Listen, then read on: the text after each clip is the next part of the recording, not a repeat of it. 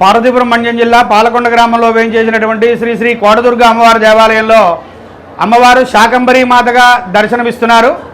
అమ్మవారు ఎందుకు శాకంబరీ మాత దర్శనమిస్తారో, అవతారం ఎందుకు ఎత్తారో శాస్త్రములు ఎలా చెప్పాయో చెప్తున్నాను. పూర్వం దేవతలకు రాక్షసులకు యుద్ధం జరిగింది.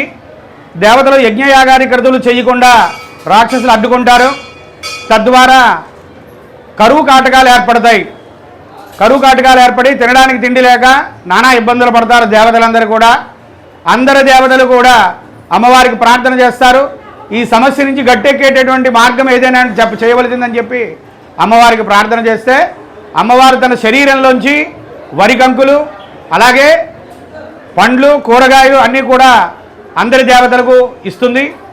తర్వాత తన కంటిలోంచి నీటిని ప్రవహింపజేసి నదిలా ప్రవహింపజేసి సస్యశ్యామలం చేస్తుంది. వాతావరణ సమతుల్యతను వల్ల యథాతథంగా పూర్వం ఎలాగుండేదో అలా చేసేదన్నమాట.